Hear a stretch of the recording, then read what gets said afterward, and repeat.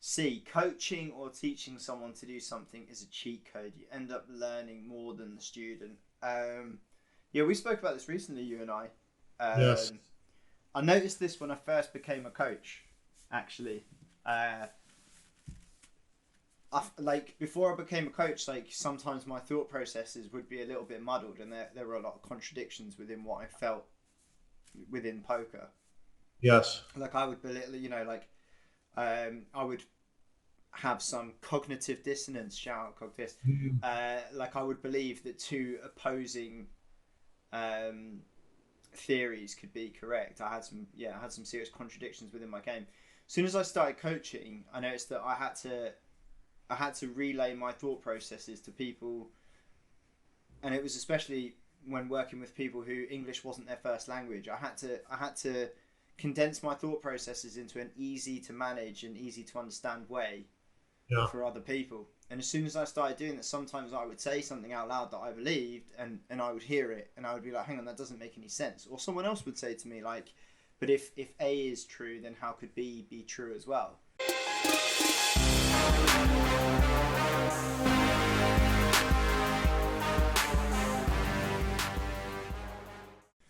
And so it really made it organized all of my own thought processes within my head.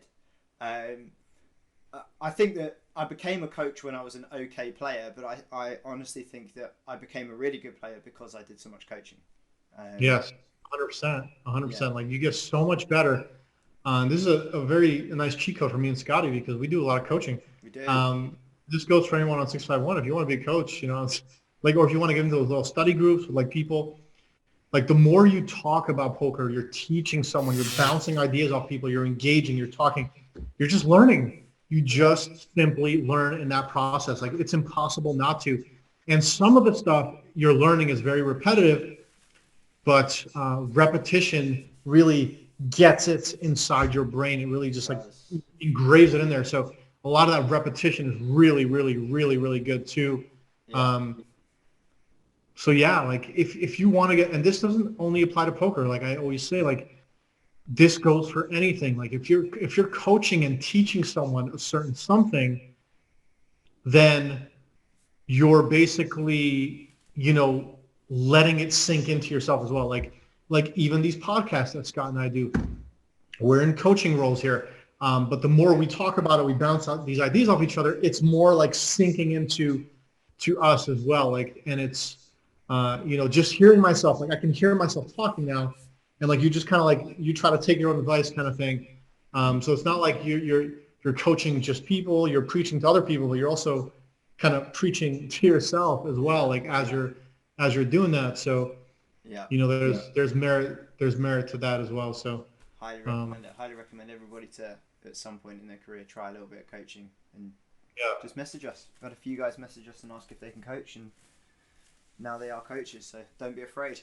All right, Yeah.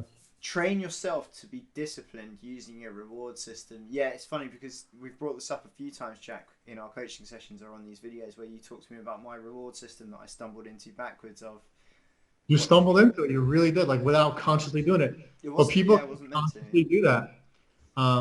Yeah, Talk about your reward system for a second, then I'll talk about mine, and then we'll tell people, because this is actually really really important. I find because I didn't have a reward system for the longest time, and it worked. I got a lot of work done. I still had a lot of success, but the days were just so much more difficult yeah, to get through without anything to look forward to at the end of it, like nothing. I used to just play until I was too tired, and then I would just go yeah. to sleep, Same. and it just drains you. You just need something at the end of the day where you're just like grasping onto. You're like, oh, I can't wait to do this certain something. Yeah, So give them like a little explanation of how you do yeah. your reward system. So I used to grind until I couldn't be bothered anymore. Same as Jack said. Just grind until the Yeah. effort ran out, and then stop. And for the most part, I think most days just go to bed. Just finish grinding, turn the Hmm. computer off, brush my teeth, and get into bed. You're just exhausted, right? You're just exhausted. Like I just got to I was sleep now. tired, yeah, but then also I didn't sleep particularly well because my mind was still like playing hands. Like I was still maybe tilted about a hand that I played 15 Yeah. minutes ago. So I had no separation. So I started taking a bath after work. So I was like, right, I'll work until a certain time, and every day at the end I'll take a bath. And then I started And when you watching. say bath, just so like everyone's clear, when you say bath, it's like it's kind of like you mean like you don't mean a shower. You mean like a you pour the water in in the tub and then Yeah, you lay in there. It's kind of like a jacuzzi. You're using your bathtub as a for the jacuzzi. washing. Yeah. Okay. I mean, It's if we're basically gonna like I like to think of it as like a jacuzzi kind of experience. I It's mean, like if you're we want to get into details, it was a bubble bath, Jack. I would put yeah, yeah. I would Okay, sit so in you it, get the bubbles in there, you get in there. What else is soak in going with a on bubble in there? bath. Yeah, and then I started watching The Office on my iPad in the bath. So I'd get in the bath and watch The Office for like 45 minutes, and then I never planned it that way, but then as it became a habit, like part of the routine, I would just like was really looking forward to it towards the end of the day. Ah, So like I'd be watching the clock for like the last hour or 2 hours, just thinking like, okay, nearly bath time, and watch The Office. So nowadays it's with my wife instead. We watch TV in bed, and we watch like Sons of Anarchy for like an hour and a half. Like we've okay. gone through so many seasons at this point, but we both look forward to it. And like for the last like 2 hours of the day, I'm like, okay, I just need to play for 2 more hours, and then I get to go and watch my TV program, and it's a nice little carrot. It's a nice little carrot. Like, Yeah. whereas like you So you're said not doing the before, bath anymore. You're in bed watching TV. you what? Sorry, You're not doing the bath anymore. You go to bed and you watch TV now. we just go and It's the same concept. It's the same exact yeah, thing. yeah, yeah, It's just a reward system. It's a way. It's something to look forward to after the grind. The main point is it's something to look forward to after the grind that is relaxing and that makes you happy and relaxed. yeah, So and actually the main point being is it's something to look forward to whether you've had a good day or a bad day. You're going to sink into that relaxing situation no matter what. yeah, And for me, what I do, my reward system is I basically, when I stop playing, I always order a meal from Uber Eats. I eat pretty damn healthy all the way through my days, but at nighttime, as soon as I'm done eating, I have one kind of like either a cheat meal or semi-cheat meal where it's just I'm eating for comfort, either watching a show that I like or a movie that I like. I like to rewatch a lot of movies, so I do that. So I just like sit down, I relax, I watch a movie, and then I know that's my time to myself to just unwind. And I do that, and then um, I'll watch a movie for like an hour and a half, and yeah, then once I'm done, I still have more reward to come. I even reward myself even more when I get into bed. I get on my phone. I watch a lot of YouTube videos. I watch a lot of YouTube videos on like random UFC fights or pranks. I love watching pranks. I don't know what it is. I have pranks, and I just watch something that's like not like self-development oriented because a lot of during the day like I watch a lot of self-development stuff, I read a lot, yes, but at nighttime it's just pure unwinding. I don't want to think about anything. I'm watching pranks just like you shut your brain off, you laugh a little bit. I yeah, watch UFC fights, I don't have to think about it. I'm just watching people just kick each other's asses, yeah, and that really just like, and then after that, I'm just ready to knock out. I'm very satisfied. And this whole process is something I look forward to throughout the day. So I'm not like, even if, so what happens is, even if the day is going really bad, in my mind, I'm like, well, at least I'm going to get to unwind at the end of this and do my thing. Like it's a relaxing feeling. Like, okay, yeah, at least I have this. And at least I have this kind of situation. yeah. It's important there, Jack, is what you said about like self development books and stuff like that. Elliot Rowe has been saying this for years and years, and like it took me a while to get on board with it, but now I understand it fully. He always tells people to the ideal thing is to read a book, because obviously like screen time is not good for your melatonin production. So he says read a book in bed, right, to unwind. But the most important thing he said was it's fiction.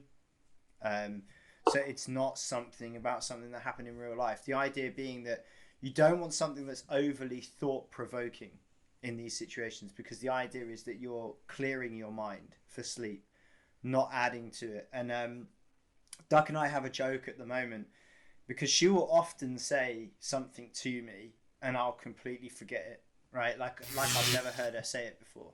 And she's like, I told you. And I'm like, I don't fucking remember, right? And the joke that we have is like, because I do so much work, that I have all these cookies that I haven't cleared. Like I need to clear my cache. Yes. Um, and I find that watching a TV program at the end of the day is like a good part of that clearing cache process. You Whereas need it. if I finish the day and then I listen to like 10 Habits of Successful People, I'm still working. That's still Yeah. productivity, Yeah.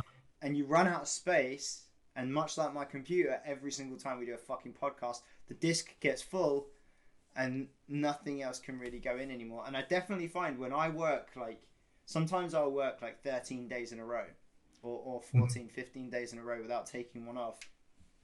The further along that road I get, the less clear my thoughts are. I get clogged up, and I need Oh, to. dude, it's totally natural, man, Yeah. and it's totally natural. I think every poker player can relate to this. That people that don't play poker don't understand how how much mental energy it takes to play poker. Like It it's, does. it's exhausting. I remember, I have a girlfriend now, but like when I used to go out sometimes on dates after I would play a full day of poker, Yeah. I couldn't even hear the girl. Like I'm Yeah. trying to have like a conversation, and like she's saying something, but my brain is like it's so fried that I'm just like I don't know what this Too girl's many talking about. cookies, Like, man. or like even having a conversation with like a friend or like Yeah. after I'm done with a full day's poker, the only thing I can really do is relax. I Yeah. can't do anything that's very, um, engaging to the mind. Like reading a self-development book completely is out of the question after a full day's poker. And like people don't understand how tired we get. It's like you know how people understand like if you're like a bodybuilder, you're lifting weights all day. Let's say you're a construction worker, you're Yeah. physically drained. Like, oh, this guy must be exhausted. He's exhausted at the end of the day. Yeah. We're doing that, but with our minds, and people don't understand that that is a very exhausting thing as well. Yeah. That's why poker players, in my opinion, at least from my experience, from anyone that I know, we sleep more than the average human does Mhm. because we use our minds so much that our minds they just need to relax and just take it easy. Like I sleep a lot more hours than anybody that I've ever really came across. To be honest with you, Yeah. I need my 9 to 10 hours of sleep per day. Like you know, and anybody that I've ever lived with, whether it be roommates or girlfriends or whatever, they're always fine on like 7 or 8 hours, and they wake up like they go to sleep. We go to sleep at the same time, and they wake up like 2 hours like earlier than me on average, or Mm. 3 hours even. Um, and for me, I just need that extra sleep, and like you just need it. Like your brain gets exhausted, so It does. uh, you need that reward system at the end to relax your brain and then sink into that sleep and like also just to have fun on the grind and to stay disciplined. That's how you train yourself to be disciplined. You're like, okay, if I play 8 hours today, and at the end of this 8 hours, I'm gonna watch my favorite TV show. I'm gonna take a hot bath. I'm gonna do this. I'm gonna order some food. Whatever it is, reward yourself at the end of it, regardless of what it is. Give yourself some pleasure at the end of your workday. Agreed. All right, let's get to the last one here. Share your goals with people that can hold you accountable. This is very similar to number two, actually. Yeah. Almost the same thing, basically the same thing. It's an Uh, offshoot of that one, isn't it? Yeah. yeah, it's basically the same thing. Yeah. Um, and yeah, it's really about like if you tell somebody you're gonna do something, you're more likely to do it than if you didn't tell them you're gonna do something. Mhm. Let's say for example, Scott, you're at home one day, you come home from vacation, you were in the fucking Dubai. I think you actually did go on vacation in Dubai. It's funny. I did last year. Yeah. Yeah. Yeah. So let's say you're on the vacation in Dubai. On the Yep. way home, you tell, you're in the airplane. You're telling Duck, you're like, Duck, I am gonna grind 60 hours this week. Now, just from saying that, you're more likely to grind 60 hours that week just because you told somebody that you are. And then if you don't, she would be like, hey, Scott, I thought you were gonna grind 60 hours. Like, oh shit, all right, we're Yeah. getting straight to it. Yeah. And like she holds you accountable without, forcing your hand or anything, but she just mentions it. Oh, I thought you said you were going to do this. It's like, oh shit. And you want to stay congruent with what you said. As Yeah. humans, like whatever we say, it's natural for us. We want to stay congruent with it. That's why, like, it's funny. People sometimes get mad or angry Yeah. and they decide that they're mad or angry, and even if you kind of like poke at them and like get a laugh out of them, you can like tickle somebody, get a laugh out of them, and they're like, no, I said Yeah. I'm mad because I said I'm mad or angry. That's I why. do And that you too, want by to the way. stick to that emotion because you said it. You want to be congruent to that. And it's the same thing. Like if you tell somebody your goals, like you want to stay congruent to that. You don't want people to be like, oh, this guy's full of shit. You're like, oh, I said I was going to do it, so I'm going to do it, kind of thing. That's like Yeah. a natural thing we have in us. So sharing your goals is always a good idea. Yeah, I do that big time, by the way, with the like when I'm angry and I hear something funny, my like, and I'm kind of laughing, but I'm like, no, I'm angry. Remember, you're angry, dude.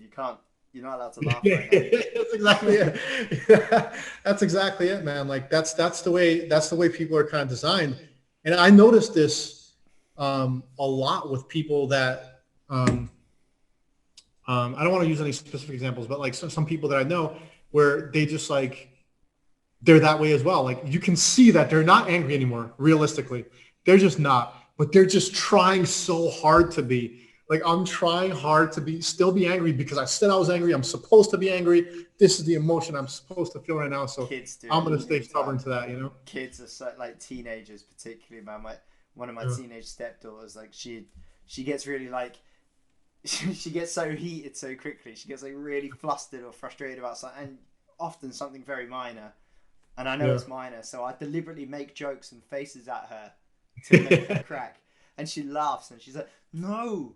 Like she gets really angry, like, "No, no, I'm in a mood, like please." And they're so much, they're like really face up with it, you know, like I'm better at like hiding it, but she's so face up with it. She's like, "No, no, you're not allowed to make me laugh. I'm angry. Like please don't."